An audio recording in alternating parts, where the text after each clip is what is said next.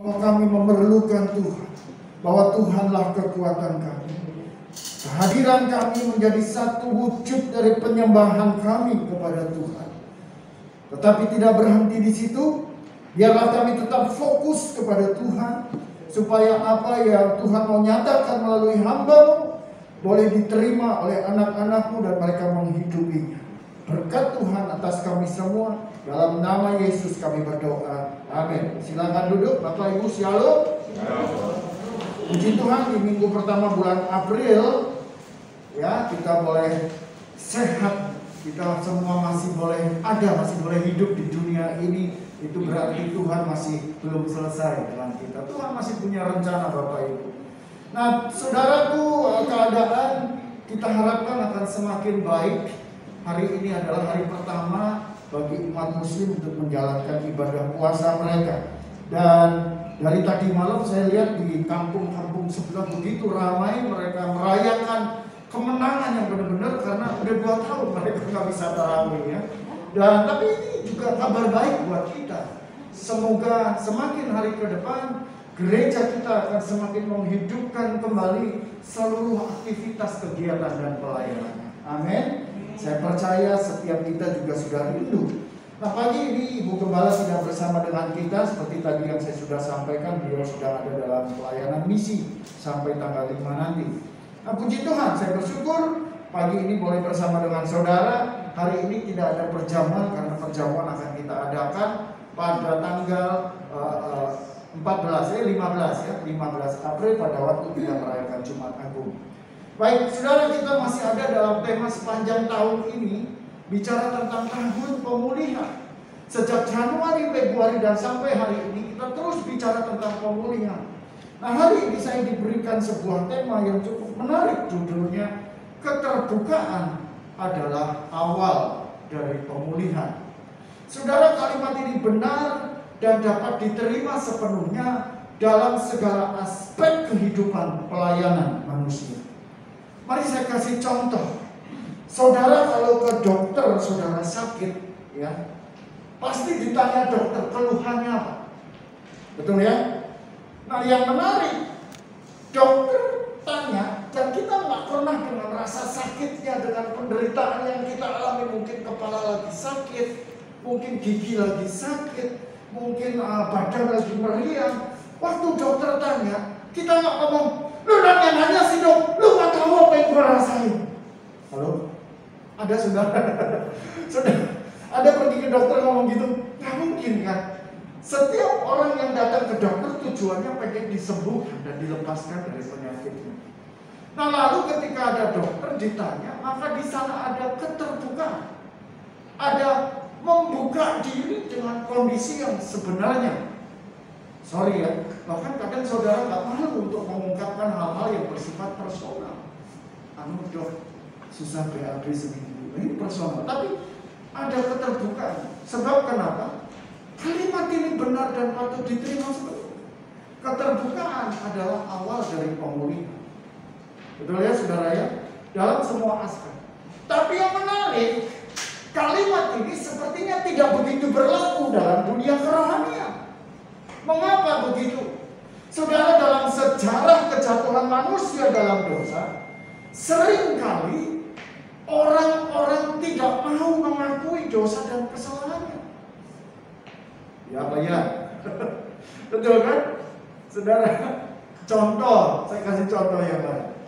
Waktu dalam hidup ini, kitab Amsal berkata besi menajamkan besi dan manusia akan menajamkan sesamanya. Betul ya? Ketika pasangan kita melakukan sebuah perbuatan yang begitu melukai hati kita, atau mungkin anak kita, atau mungkin orang tua kita, mengecewakan kita, melukai hati kita, membekas itu luka. Bahkan sampai nanti bakal tak ingat-ingat kejadian ini. Saudara, dan kita datang beribadah kepada Tuhan. Firman-Nya berkata, apabila kamu hendak memberikan persembahan kepada Tuhan, tapi ada barang satu masalah dalam hatimu tentang saudara. Yesus berkata, tinggalkan persembahanmu, bereskan dulu masalahmu sama orang itu, baru kau lanjutkan memberi persembahan. Dengan kata lain, Tuhan tuh mau ngomong, kalau hatimu nggak bersih, Kalau kamu punya masalah dengan orang lain, kalau kamu lagi jengkel, lagi marah, lagi dendam, lagi kebaikan, gak layak kamu datang beribadah. Lebih simpel lagi Tuhan ngomong, udah deh gak usah ngomong rohani, gak usah hal-hal yang, gak usah sok munafik. Beresin dulu masalahmu sama orang lain. Tapi karena hatinya luka, hatinya kecewa, omongan sama dokter tadi muncul. Tuhan gak tahu betapa sakitnya hati ini. Loh itu, benar ya? Tuhan gak tahu betapa kecewanya aku. Tuhan gak tahu betapa sakitnya. Saya dulu punya ibu kos orang Arab. Orang Arab ini usianya sudah lanjut, hampir 50 dan gak menikah. Lalu saya tanya, namanya nama Arab-Araban dulu, Al-Hadri. Saya tanya, Bu, kenapa gak menikah? Oh, dia cerita. Jadi dia sudah siap akad nikah semuanya, sudah prepare, tamu-tamu sudah datang. Sang mempelai pria tidak datang. Saudara, maka pada momen itu bapaknya jantungan dan meninggal. Dia kepahitan, dia luka, dia kecewa, dia trauma sekali. Dan bertahun-tahun lamanya dia menutup pintu buat yang namanya laki-laki. Sampai akhirnya saya kos di situ. Saya dengan predikat sebagai hamba Tuhan, ngobrol, saya doa. Memang sampai hari ini dia belum menerima Yesus, tapi dia mengenal kebenaran, dia membaca Alkitab. Sampai akhirnya satu kali ada saudara saya datang, mama saya datang menubuatkan tahun depan kamu akan menikah. Benar saudara nikah, ya. Dan dia nggak percaya Yesus, dia nggak mengakui bahwa Yesus adalah Tuhan. Tapi saya tahu dalam hatinya dia percaya karena dia mengenal kebenaran. Kecewa. Berkali-kali ngomong, lu nggak tahu siapa yang gue rasa. Tapi yang jadi masalah ini, keterbukaan itu seringkali ditutup-tutupi oleh ego kita. Nah, iblis yang ngipasin ego manusia supaya tidak mengakui dosa ini. Sejarah ini dikatakan bahwa Adam dan Hawa pada peristiwa ketika Hawa habis makan buah pengetahuan baik dan jahat lalu diberi kepada suaminya. Lalu mereka sadar bahwa mereka telanjang, lalu coba membuat cawat, membuat pakaian dari daun-daun itu. Lalu mereka takut ketika mereka mendengar Tuhan berjalan. Ya. Dan Tuhan berkata, siapa yang kasih tahu kamu kalau kamu telanjang? Apakah kamu makan pohon buah pengetahuan itu? Kata perempuan itu, ya Tuhan, kami makan karena ular ini. Ya. Adam dulu ngomong, perempuan yang kau tempatkan di sebelahku, ini yang ngasih. Lalu perempuan bilang, ular ini loh. Nah saudara, akhirnya kita tahu dari cerita itu, setelah mereka mengakui kesalahan dan dosa mereka, ya kami makan. Tuhan pulihkan. Yang Tuhan pulihkan.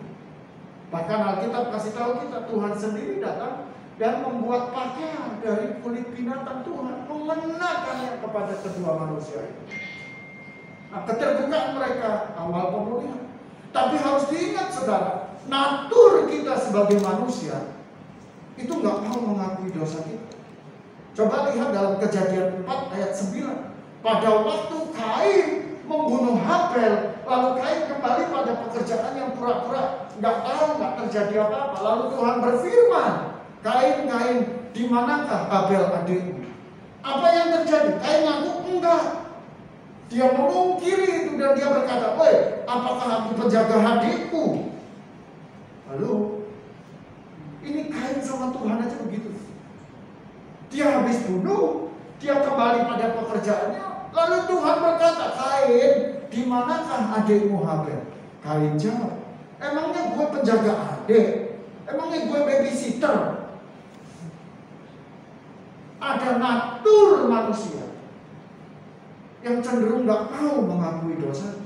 Dan kalau Anda baca seluruh isi Alkitab, rata-rata nanti isinya tentang orang-orang yang tidak mau mengakui dosa. Nah ini sejarahnya Kenapa orang nggak mau mengaku dosa? Iblis bekerja lewat itu semua. Nah, masa kini kita diperhadapkan dengan kemunafikan yang semakin luar biasa bekerja. Anda bisa baca dalam 2 Timotius 3 ayat 1 sampai 7. Di sana dipaparkan ciri-ciri manusia akhir zaman, manusia garang. Tapi poin penting yang saya soroti, mereka semua beribadah, tapi mereka memungkiri hakikat dari ibadah itu sendiri. Nah, gimana dengan kita? Saudara, di Indonesia ini punya masalah. Ada budaya yang berbeda antara budaya barat dan budaya timur. Khususnya orang kita, Indonesia saja. Kalau saya cek, Indonesia ini dijajah Belanda selama 350 tahun. Bayangkan saudara, 350 tahun. Itu dari berapa keturunan tuh 350 tahun? Ya, dari kakek, cucu, canggah, cicit, buyut, nggak tahu apa lagi namanya. Itu dijajah dan diperlakukan dengan sangat kejam. Catat nih ya. Perdana Menteri Belanda William Rutte pada tanggal 18 Februari tahun 2002, ini belum lama, sebulan yang lalu, 2 bulan yang lalu, 1,5 bulan yang lalu, menyatakan bahwa akhirnya pemerintah Belanda mengakui bahwa ada kekejaman yang masif dan disengaja yang dilakukan pemerintah Belanda selama menjajah Indonesia. Memang ini bukan pengakuan yang pertama. Raja Belanda waktu itu pernah mengakui, tapi baru kali inilah Perdana Menteri mengakui bahwa ya, kejahatan yang masif dan disengaja dan dibiarkan dilakukan oleh pemerintah Belanda. Jadi ceritanya gini, segala sesuatu yang dilakukan berulang terus-menerus akhirnya menjadi karakter. Nah, karakter bangsa kita adalah karakter cerimus, pengecut. Salah satunya, kalau kita salah, orang kita cenderung memungkiri kesalahan. Nggak gentle kayak mereka. Kalau mereka salah, yes, aku salah. Nah, ini agak susah ya. Kenapa? Karena 350 tahun setiap orang yang mengakui kesalahannya akan disiksa dengan cara yang nggak lazim. Ini yang terjadi ya. Waktu di Semarang saya pernah pergi ke Lawang Sewu. Saudara kalau dengar Lawang Sewu, lalu masuk ke penjara bawah tanahnya, itu wisata malam, ya, wisata mistis katanya. Masuk situ, gelap dan air segini. Lalu saya lihat di penjara itu, penjaranya itu kalau saudara lihat lemari hammer kapstok ya, cuma sesempit itu. Jadi itu hammer masih mending. Nah, kalau anak-anak ngumpet, petak kumpet masih bisa masuk kita over. Itu benar-benar miring begini, itu penjaranya kayak gitu. Jadi penyiksaannya luar biasa. Hal itulah yang membuat akhirnya orang enggan untuk mengakui kesalahan dan dosa. Ini budaya masyarakat kita. Nah, saudara, kita buka Alkitab kita dalam Yohanes 3, dimulai dari ayat yang ke-17. Johan boleh bantu untuk bukakan Alkitab. Yohanes 3 ayat 17 sampai 20. Ini ayat ini akan menolong kita untuk kita mengerti mengapa kita harus mengaku, mengapa kita harus terbuka dengan dosa-dosa dan segala kesalahan serta pelanggaran kita. Ini dasarnya dari sini. Bisa ditampilkan? Yohanes pasal 3 ayat 17, 18, dan 19.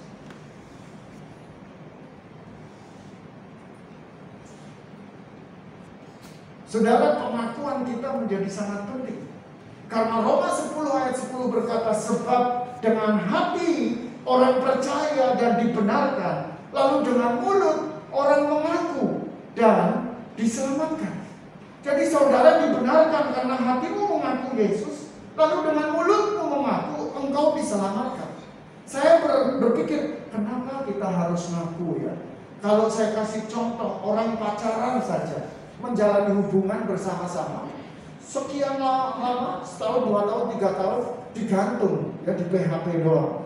Kan pasti gak ada seorang pun yang mau, baik cewek maupun cowok. Mereka pasti rindu satu momen, salah satu dari antara mereka membuat sebuah confession, membuat sebuah pengakuan, aku suka lo sama kamu. Halo, betul? Ya, di momen itu mereka suka bilang ini tanggal jadian kita.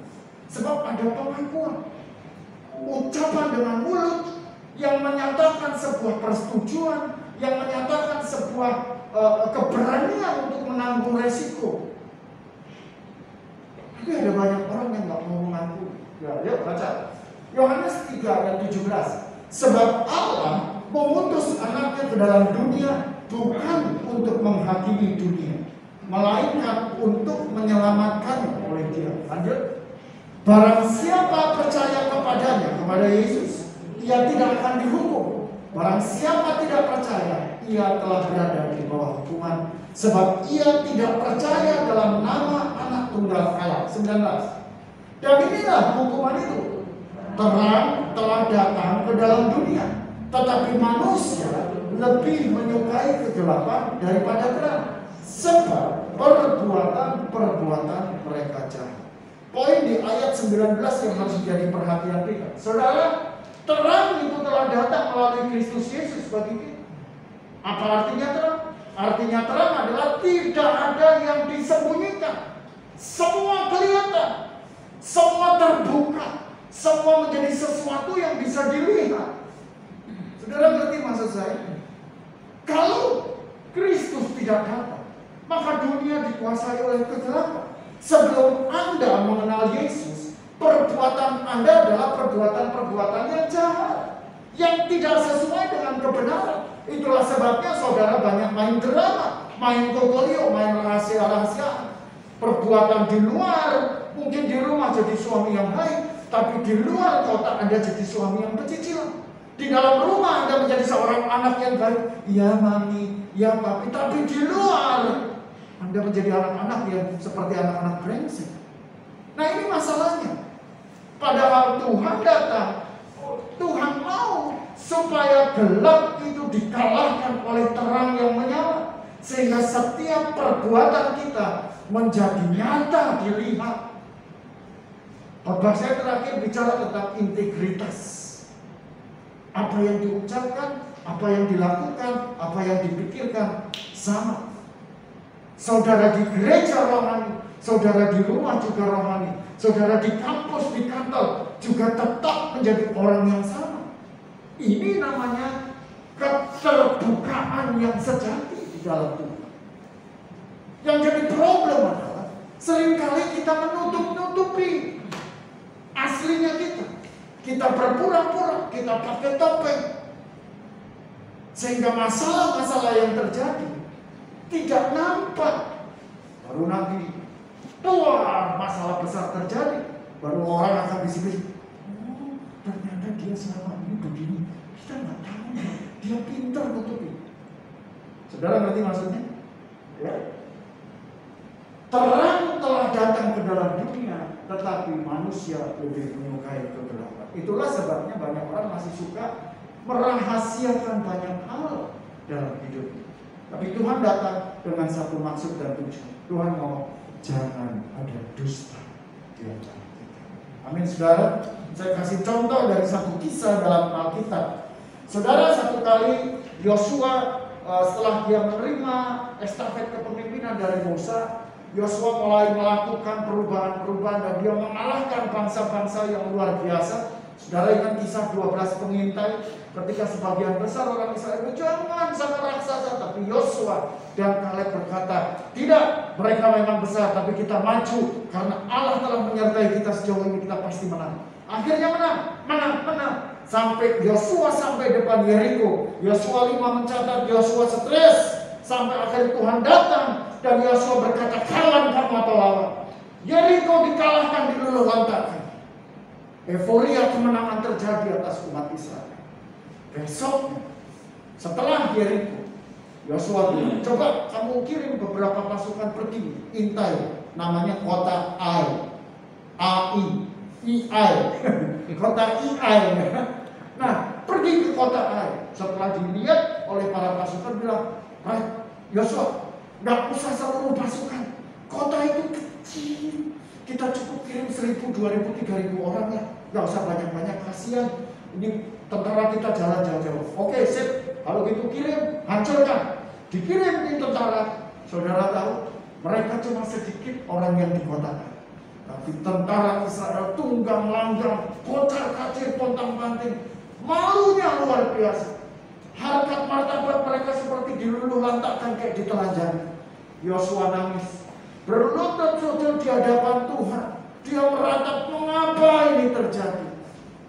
Lalu Tuhan bilang, ada di antara umat Tuhan yang gak taat. Mestinya membinasakan semua barang-barang musuh, tapi mereka merampas dan menyimpan. Maka akhirnya ditelusurin sampai ketemu seseorang namanya Akan. Yosua ngomong, hormatilah Tuhan, akuilah apa yang kau perbuat. Akhirnya Akan mengakui dan semua barang-barang yang dia curi diserahkan. Saudara, dari peristiwa Yosua dan Akan ini, saya nangkap satu hal. Jangan ada dusta antara Anda dan Tuhan. Sebab ngeri, saudara.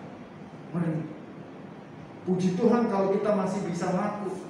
Tapi kalau masih saudara bertahan hidup dalam kegelapan, ada waktunya. Saudara gak perlu ngaku. Tapi Tuhan yang akan menyatakan kebenaran itu dengan cara-cara yang sebenarnya tidak pernah kita harapkan. Nah, saya dapat dua hal dari peristiwa, dari kebenaran yang saya mau paparkan ini, ada dua poin penting. Yang pertama adalah, mari saudara, mari kita hidup dalam terang Tuhan. Gak dibutuhkan teori yang aneh-aneh, harus doa puasa, harus jalan keliling kuburan dan lain sebagainya, harus pakai kain warna merah kuning hijau. No. Cukup satu saja. Di mana terang saudara menyala, di situ kegelapan dikalahkan. As simple as that. Sesederhana itu. Kalau terangmu menyala, maka otomatis kegelapan dikalahkan. Karena Tuhan berfirman bahwa tugas saudara dan saya adalah untuk menelanjangi setiap perbuatan-perbuatan jahat itu dengan menyalakan terang yang ada dalam diri kita. Tetapi yang menarik, seringkali yang muncul waktu seorang anak Tuhan masuk dalam kantor yang isinya orang-orang bejat di sana, anak Tuhan yang jadi ikut bejat. Lalu Tuhan berfirman, seandainya saja terangmu itu menyala, maka satu ketika saya menjadi sales di salah satu perusahaan kecap saus sirup. Saya ditempatkan di sebuah depo di kota Magelang. Kalau saudara tahu Magelang, Tembus Salatiga itu ada pegunungan namanya Kopeng, sejuk sekali. Nah, dekat Kopeng ada satu desa namanya Diwa. Di situ ada satu perguruan Islam, asrama perguruan Islam yang didirikan oleh Gus Dur. Saya pimpin depo di situ. Dan setiap hari saya berdoa di antara tumpukan kecap saus. Dan di sebelah kami itu orang-orang sedang melakukan perzinahan dan lain sebagainya. Suara-suaranya. Saya lagi doa, orang buka pintu, ditepok punggung saya. Woi, ada setan berdoa. Saya alami. Tapi saya tahu bahwa saya diutus Tuhan ke kota itu untuk menjadi terang. Hampir 1 bulan kegiatan itu berlanjut. Tapi saya tahu, saya ingat sekali bulan kedua, bulan ketiga, seterusnya tidak ada lagi hal seperti itu. Keberadaan kita sebagai gereja Tuhan harus bisa mengubah dunia. Amin. Keterbukaan kita bukan hanya keterbukaan masalah dosa. Kita harus berani terbuka di dunia di mana kita ditempatkan bahwa kita adalah terangnya Tuhan. Alkitab berkata dalam Matius 5 ayat 14, kamu adalah terang dunia. Amin. Kamu adalah terang dunia. Orang tidak menyalakan terang lalu ditaruh di bawah kaki dia, melainkan ditaruh di atas gantang. Kalau terang itu ditaruh di bawah, maka nggak bisa berfungsi menerangi dengan maksimal. Tapi kalau terang itu diangkat, maka terang itu akan menyinari yang gelap dan mengalahkan. Saudara, otomatis ini nggak butuh teori.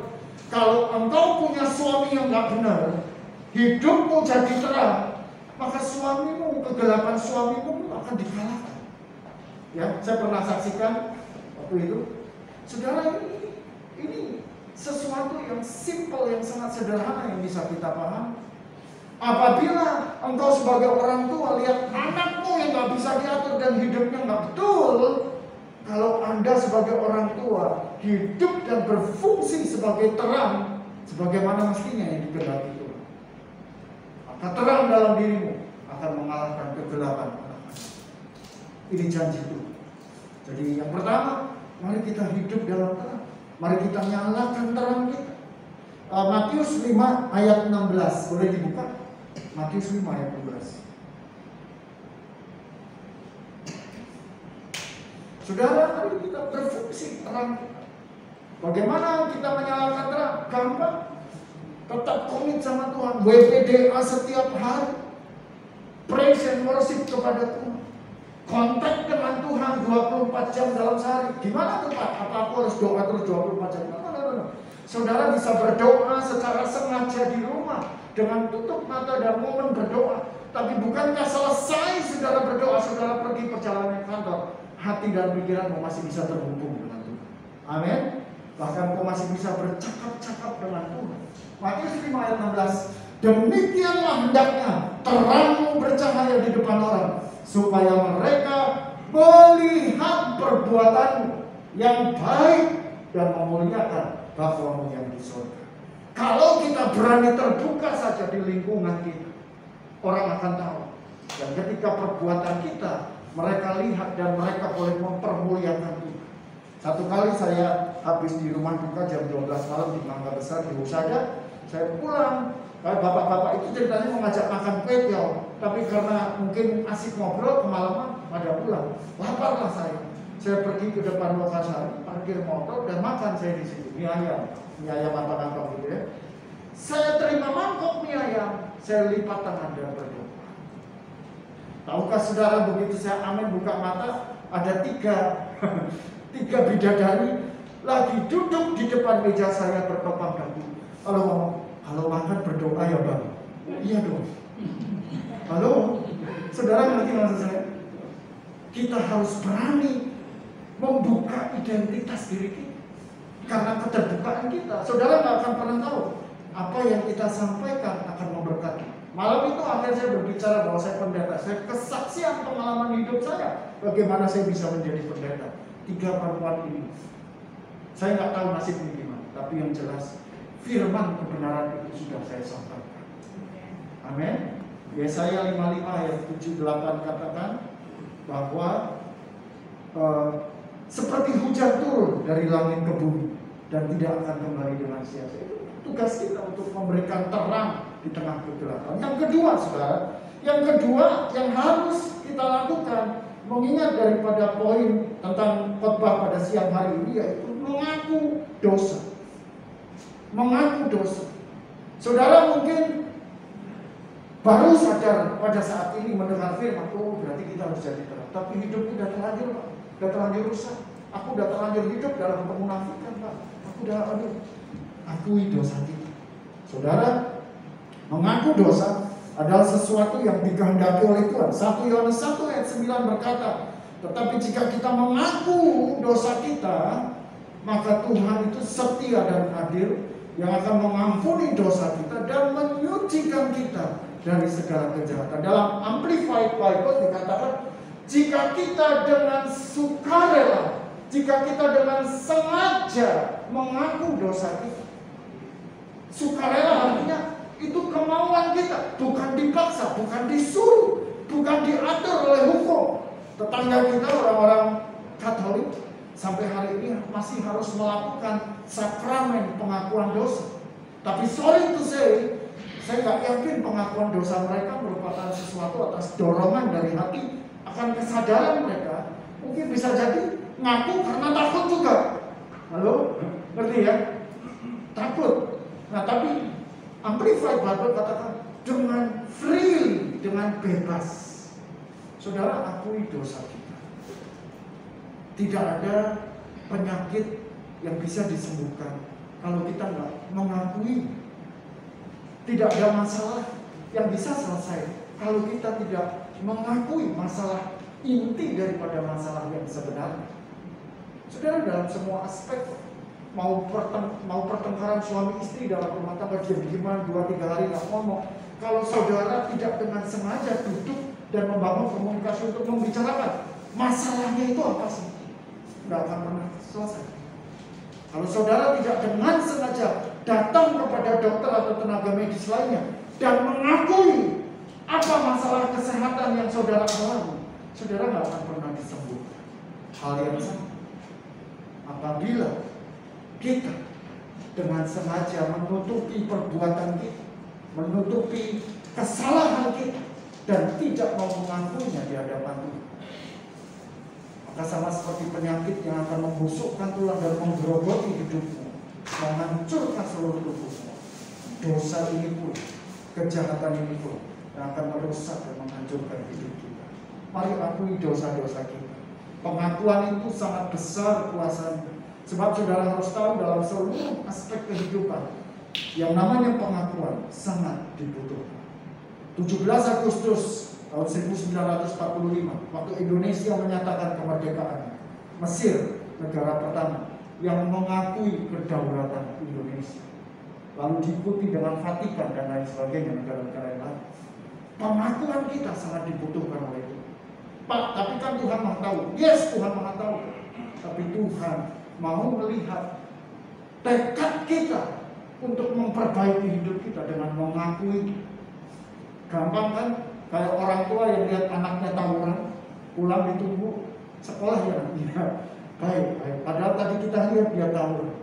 Saudara ngerti nggak saya? Hati Tuhan rindu kalau kita mengakui semua dosa kesalahan kita. Saya tidak panjangkan firman Tuhan. Pagi hari ini, saudara, kita terima dua hal dari Tuhan. Yang pertama, mari kita hidup dalam terang. Mari kita hidup dalam terang. Terang Tuhan diberikan bukan supaya kita menjadi eksklusif. Saudara tak akan berfungsi kalau jadi terang di gereja. Amin. Di gereja semuanya baik, semua pura-pura baik. Buat apa? Percuma. Tapi Tuhan mau saudara keluar dari gereja, di rumah saudara jadi terang. Saudara tahu di mana tempat tersulit untuk menjadi terang? Tahu? Di mana tempat tersulit untuk menjadi saksinya Tuhan? Tahukah saudara di mana? Di rumah. Karena di rumah saudara akan menjadi orang yang paling otentik. Dimulai dari rumah. Ini tempat tersulit untuk kita menjadi terang. Kalau di gereja gampang, tapi di rumah, mari kita belajar jadi terang. Dimulai dari rumah kita. Suami kita, istri kita tahu siapa kita. Anak-anak kita, orang tua kita, pembantu kita paling tahu siapa kita. Sopir kita. Dimulai dari di rumah.